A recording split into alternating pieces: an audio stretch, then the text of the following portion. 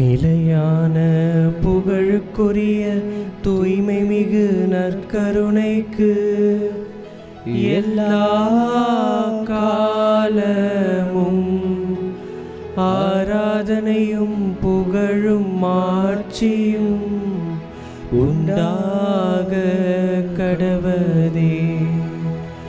நிலையான புகழுக்குரிய தூய்மை மிகு நற்கருணைக்கு எல்லா காலமும் ஆராதனையும் புகழும் மாட்சியும் உண்டாக கடவதே. நிலையான புகழுக்குரிய தூய்மை மிகு நற்கருணைக்கு எல்லா காலமும் ஆராதனையும் புகழும் மாட்சியும் உண்டாக கடவதே.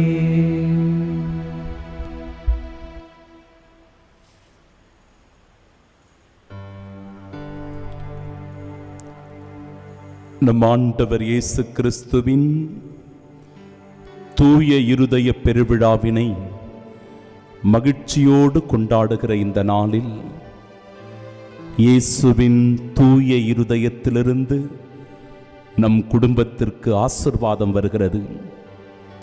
இயேசுவின் தூய இருதயத்திலிருந்து நம்மீது இரக்கம் பொழியப்படுகிறது. இயேசுவின் தூய இருதயத்திலிருந்து அன்பும் அருளும் உண்டாகிறது. இயேசுவின் தூய இருதயத்திலிருந்து நமக்கு மன்னிப்பு கிடைக்கிறது.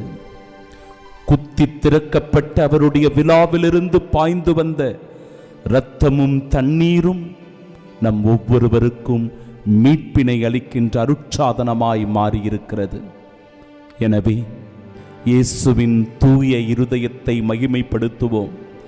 அந்த இதயத்தை மகிமைப்படுத்த நம்முடைய உள்ளம் மகிழ்ச்சியால் நிரம்பி இருக்கும். நம்முடைய மனதில் ஆறுதலும் தேறுதலும் இருக்கும். நம்முடைய உள்ளம் எப்பொழுதும் அமைதியிலும் நிம்மதியிலும் நிலையாய் நினைத்திருக்கும்.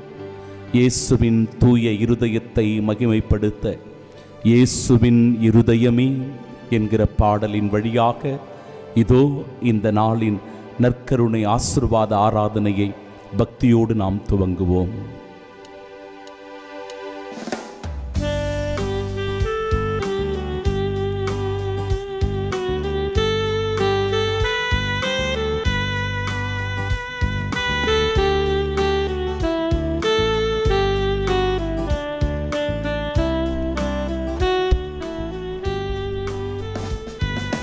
இயேசுவின் இருதயமே எங்கும் நிறைந்திடும் அருள்மயமே, உந்தன் ஆசீரும் அருளும் சேர்ந்து வந்தார் எங்கள் ஆனந்தம் நிலைத்திடுமே. இயேசுவின் இருதயமே எங்கும் நிறைந்திடும் அருள்மயமே, உந்தன் ஆசீரும் அருளும் சேர்ந்து வந்தார் எங்கள் ஆனந்தம் நிலை பெறுமே. பெரும் சுமை சுமந்து சோர்ந்திருப்பவர்களே, எல்லாரும் என்னிடம் வாருங்கள், நான் உங்களுக்கு இளைப்பாறுதல் தருவேன் என்கிறார் நம் ஆண்டவர் இயேசு கிறிஸ்து. நான் கனிவும் மனத்தாழ்மையும் உடையவன் என்று சொல்லி ஆண்டவர் தன்னுடைய இதயத்தை திறந்து அன்பினை வெளிப்படுத்துகிறார், இரக்கத்தை பொழிகிறார். நம்மீது இறை ஆசீர்வாதத்தை அவர் நிறைவாக பொழிந்து நம்மை என்றென்றும் காக்கிறவராக, வழிநடத்துகிறவராய், நம்மை பாதுகாக்கிறவராய், நம்மை ஆசீர்வதிக்கிறவராய் நம்மோடு உடன் இருக்கிறார். அந்த இதயத்தை மகிமைப்படுத்த, அந்த இதயத்தினுடைய மாட்சியில் நாமும் பங்கு பெற தொடர்ந்து பாடி ஜெபிப்போம்.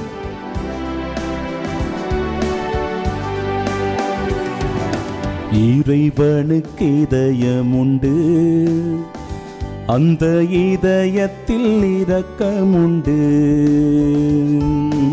இறைவனுக்கு இதயம் உண்டு, அந்த இதயத்தில் இரக்கமுண்டு.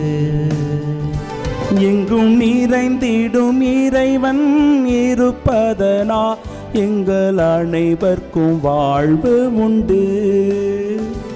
என்றும் இறங்கிடும் இறைவன் இருப்பதனால் எங்கள் அனைவருக்கும் வாழ்வு உண்டு.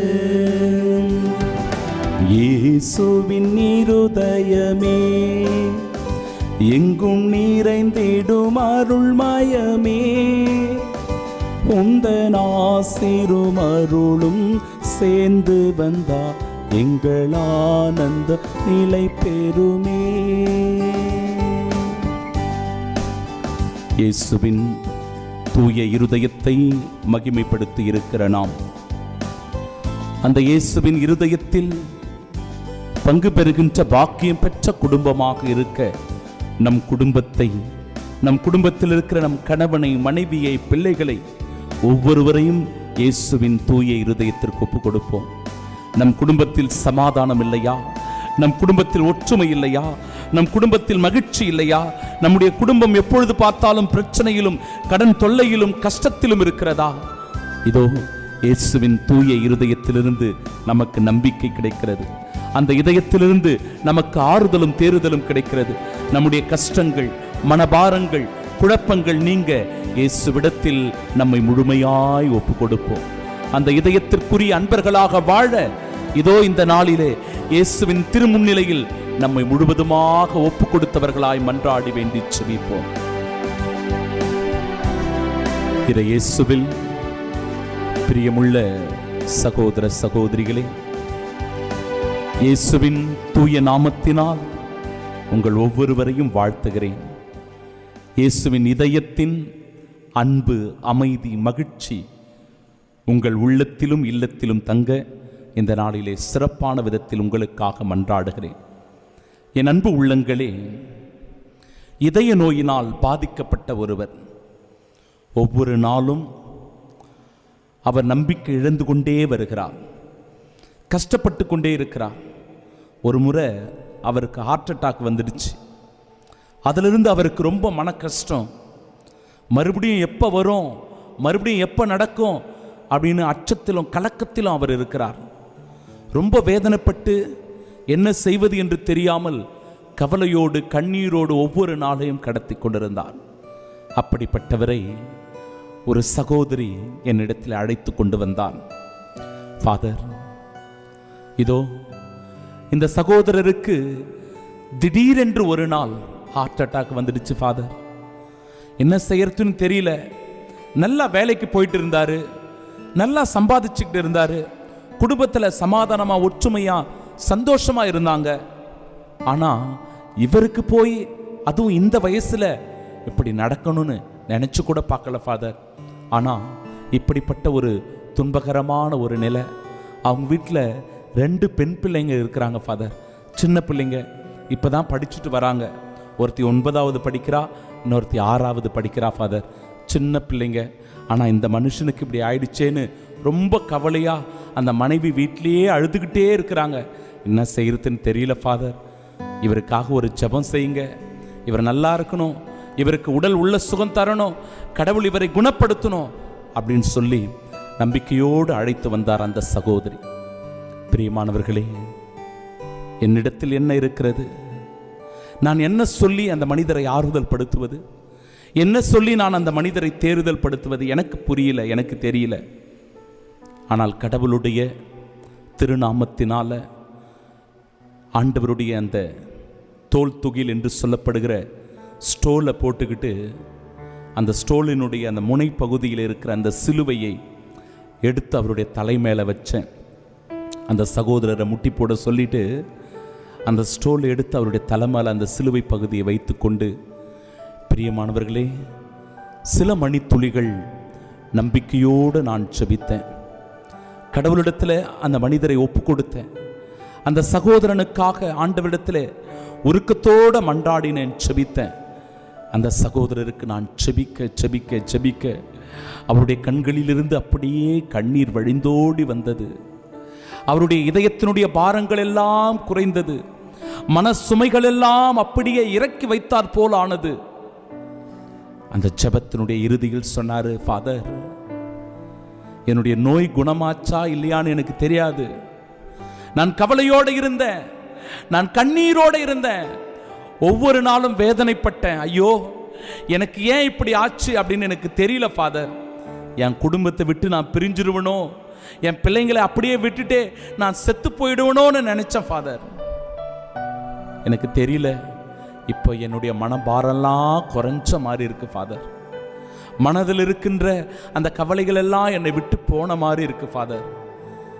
எனக்கு சுகம் கிடைச்ச மாதிரி ஒரு ஆசீர்வாதத்தை நான் உணர்றேன் ஃபாதர் அப்படின்னு சொல்லி சாட்சியமாய் அவர் அந்த இடத்தை விட்டு நகர்ந்து போனார். பிரியமானவர்களே, என் அன்பு சகோதரனே சகோதரியே, உன் வாழ்க்கையில் நீ கவலையோடு இருக்கிறாயா? மனவேதனையில் நீ தவிக்கிறாயா? மனபாரங்களோடு மன சுமைகளோடு ஒவ்வொரு நாளும் இது ஏன் எனக்கு, இது எப்படி எனக்கு என்று சொல்லி நீ ஏங்கி தவித்துக் கொண்டிருக்கிறாயா? நீ கவலைப்படாதே, நீ அஞ்சாதே. உன்னை தேற்றுவதற்கு ஒரு தெய்வம் உண்டு, உனக்கு ஆறுதல் சொல்வதற்கு ஒரு இறைவன் உண்டு, உன் கண்ணீரை துடைப்பதற்கு ஒரு இறைவன் இதோ இருக்கிறார். இந்த இதயம் உனக்காக காத்து கொண்டிருக்கிறது. இந்த இதயத்திலிருந்து அன்பு உண்டு, இந்த இதயத்திலிருந்து இரக்கம் உண்டு, இந்த இதயத்திலிருந்து மன்னிப்பு உண்டு.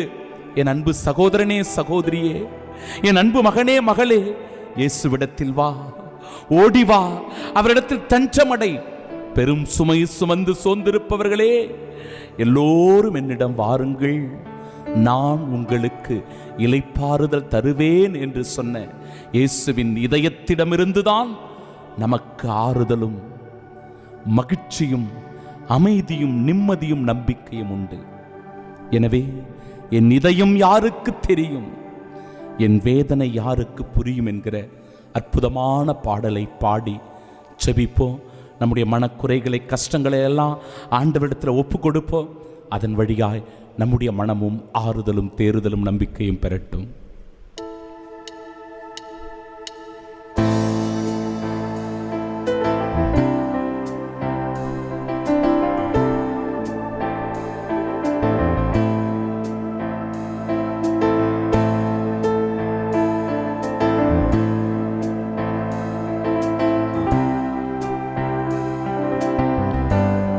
என் இதயம் யாருக்கு தெரியும், என் வேதனை யாருக்கு புரியும், என் தனிமை என் சோர்வுகள் யார் என்னை தேற்றுவார்கள்?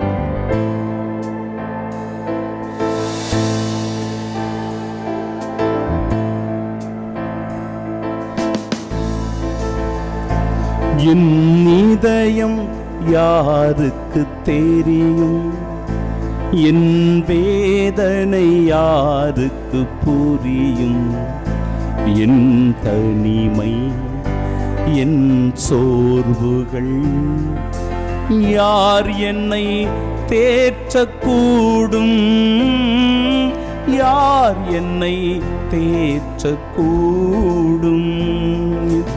இதயம் யாருக்கு தெரியும், என் வேதனை யாருக்கு புரியும், என் தனிமை என் சோர்வுகள் யார் என்னை தேற்றக்கூடும்,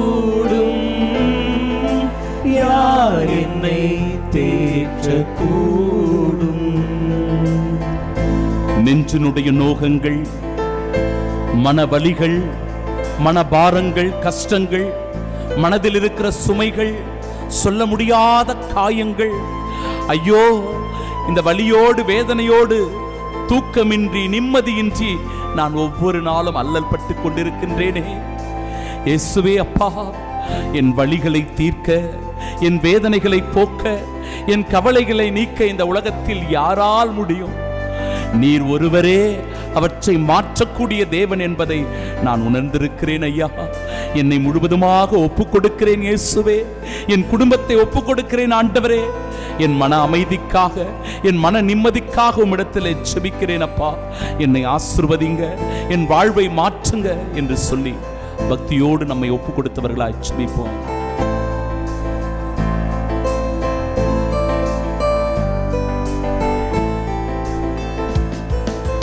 நெஞ்சின் நோகங்கள் அதை மின்றும் பாருங்கள்,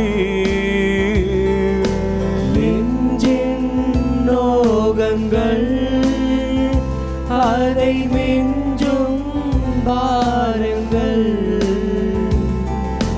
தஞ்சம் இன்றியே உள்ளம் ஏங்குதே. தஞ்சம் இன்றியே உள்ளம் ஏங்குதே. என் இதயம் யாருக்கு தெரியும்? என் வேதனை யாருக்கு புரியும்? என் தனிமை என் சோர்வுகள் யார் என்னை தேற்றக்கூடும்? யார் என்னை தேற்றக்கூடும்? ஒரு பறவை அழகாக ஒரு கூட்டுக்குள்ளே வசித்துக் கொண்டிருக்கிறது. தன் குஞ்சுகளோடு அது அற்புதமாய் வாழ்ந்து கொண்டிருக்கிறது.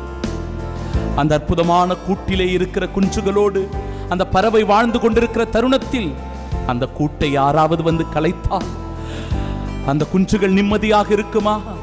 அந்த தாய் பறவை அந்த குஞ்சு பறவைகளுக்காக ஏங்கும் அல்லவா? கவலைப்படும் அல்லவா? வேதனையும் துன்பமும் அடையும் அல்லவா? இதோ அதுபோல என் குடும்பத்தின் நிலை இருக்கிறது ஐயா. இயேசுவே தெய்வமே, அதுபோல என் குடும்பத்தினுடைய சூழல்கள் இருக்கிறது.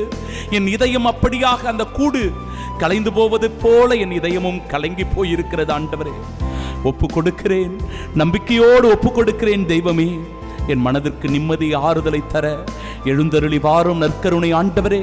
என்னை ஆசீர்வதிங்க அப்பா, என்னை ஆசீர்வதிங்க.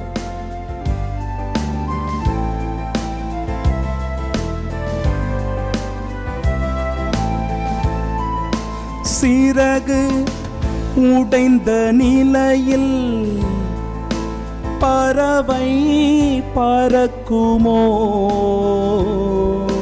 சிறகு ஒடிந்த நிலையில் பறவை பறக்குமோ? வீசும் புயலிலே படகும் தப்புமோ? வீசும் புயலிலே படகும் தப்புமோ? என் இதயம் யாருக்கு தெரியும்?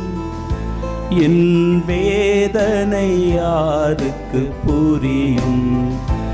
என் தனிமை என் சோர்வுகள் யார் என்னை தேற்றக்கூடும்? யார் என்னை தேற்றக்கூடும்? என் அன்பு மகனே, என் அன்பு மகளே, நீ கலங்காதே, நீ திகையாதே, நீ அஞ்சாதே, நீ பயப்படாதே. உன்னை காக்க, உனக்கு ஆறுதல் தர, உனக்கு நம்பிக்கை ஊட்ட, கலங்கி போயிருக்கிற உன் மனதிற்கு திடம் தர இதோ நான் இருக்கிறேன், நான் இருக்கிறேன் என்கிறார் ஆண்டவர்.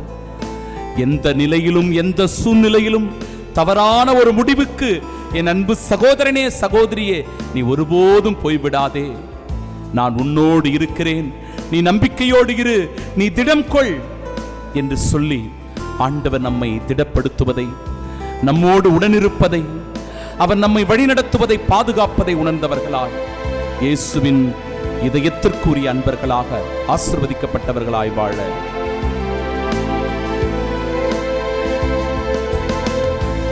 என் இதயம் இயேசுவுக்கு தெரியும். என் வேதனை இயேசுவுக்கு புரியும். என் தனிமை என் சோர்வுகள் இயேசு தேற்றுவார். இயேசு என்னை தேற்றுவார். என் இதயம் இயேசுவுக்கு தெரியும். என் வேதனை இயேசுவுக்கு புரியும்.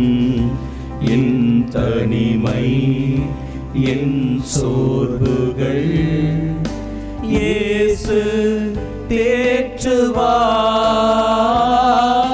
இயேசு என்னை தேற்றுவார். பிரியமுள்ள சகோதர சகோதரிகளே, இயேசுவின் தூய இருதய படம் நம்முடைய எல்லா குடும்பங்களிலும் இருக்கும். அப்படிதானே? இயேசுவினுடைய அந்த தூய இருதய படத்தை அர்ச்சித்து புனிதப்படுத்துகிற ஒரு நேரம். இந்த ஜெபத்தை நான் ஜெபிக்கிறேன். நம்முடைய குடும்பத்தில் இருக்கிற அந்த திரு இருதய படத்துக்கு முன்னாடி நீங்கள் எல்லாம் நின்று பக்தியோடு உருக்கத்தோடு ஜெபிங்க. ஆண்டவருடைய ஆசீர்வாதம் நிச்சயமாக நமக்கும் நம்முடைய குடும்பத்துக்கு இருக்கும். ஆண்டவர் பெயராலே நமக்கு உதவி உண்டு. அவரே விண்ணையும் மண்ணையும் படைத்தவர். ஆண்டவர் உங்களோடு இருப்பாராக, ஆன்மாவோடும் இருப்பாராக. ஜெபிப்போமாக. என்றும் வாழும் எல்லாம் வல்ல இறைவா, உம் புனிதர்களின் உருவத்தை படத்திலோ சுரூபத்திலோ வடித்து அவற்றை ஊனக்கண்களினால் நோக்கும் தோறும் எங்கள் ஞானக் கண்களினால் அவர்களுடைய செயல்களையும் புனிதத்தையும் தியானிக்க அருளினீரே. உம் ஒரே பேரான திருமகனும் எங்கள் ஆண்டவருமாகிய இயேசு கிறிஸ்துவின் திரு இருதயத்தை வழிபட நாங்கள் எங்கள் வீட்டில் நிறுவியிருக்கும் படத்தை அர்ச்சித்து புனிதப்படுத்த உம்மை இறைஞ்சுகின்றோம். இந்த இயேசுவின் திரு இருதய படத்தின் முன்பாக உம்மை பக்தியோடு வழிபட்டு மகிமைப்படுத்துகிற எங்களையும் எங்கள் குடும்பத்தில் இருக்கிற ஒவ்வொருவரையும் இவ்வாழ்வில் உமது அருளை பெற்று மறுவாழ்வில் முடிவில்லா மகிமை அடையச் செய்தருளும். எங்கள் ஆண்டவராகிய அதே இயேசு கிறிஸ்து வழியாக உம்மை மன்றாடுகின்றோம். ஆமீன்.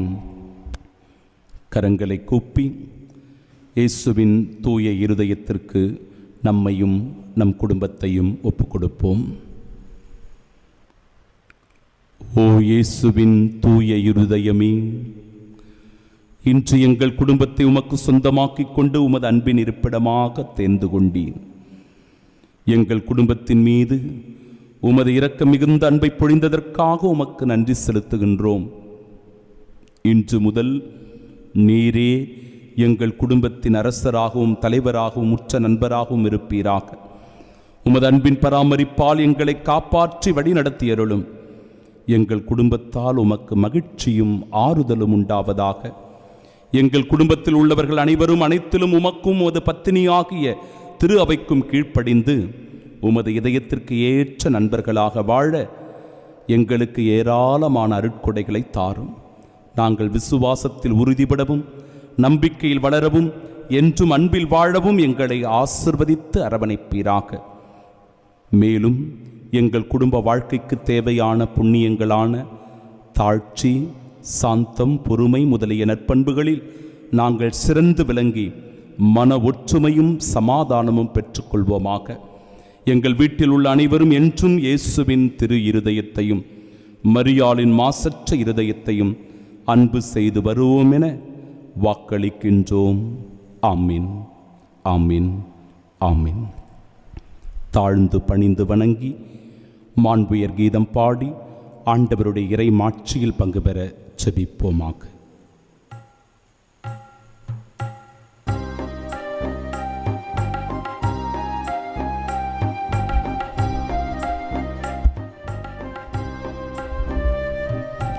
மாண்புயரிவ்வருட்சாதனத்தை தாழ்ந்து பணிந்து ஆராதிப்போம்.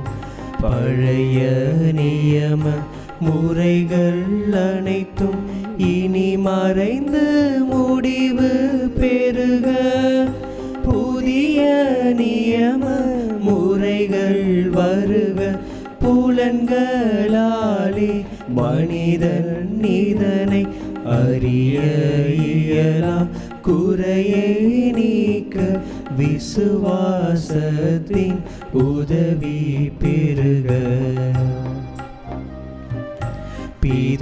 பிதாவர்க்கும் சுதனவர்க்கும் புகழ்ச்சியோடு வெற்றியார்க்கும் மீட்பின் பெருமை மகிமையோடு வலிமை வாழ்த்து யாவுமாக இருவரிடமாய் வருகின்றவராம் தூய ஆவி ஆனவர்க்கும் அளவில்லாத சம புகழ்ச்சி என்றுமே உண்டாக ஆமென்.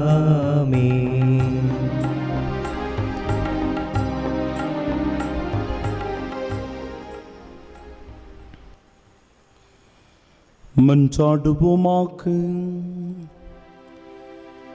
இறைவா, இந்த வியப்புக்குரிய திருவருட்சாதனத்திலே உம்முடைய திருப்பாடுகளின் நினைவை எங்களுக்கு விட்டுச் சென்றீர். உமது திருவுடல் திரு ரத்தம் இவற்றின் மறைபொருளை வணங்கும் நாங்கள் உம்முடைய மீட்பின் பலனை இடைவிடாமல் அனுபவிக்க அருள் புரியும். தந்தையாகிய இறைவனோடு தூய ஆவியாரின் ஒன்றிப்பில் என்றென்றும் வாழ்ந்து ஆட்சி செய்கின்ற உம்மை மன்றாடுகின்றோம். ஆமென்.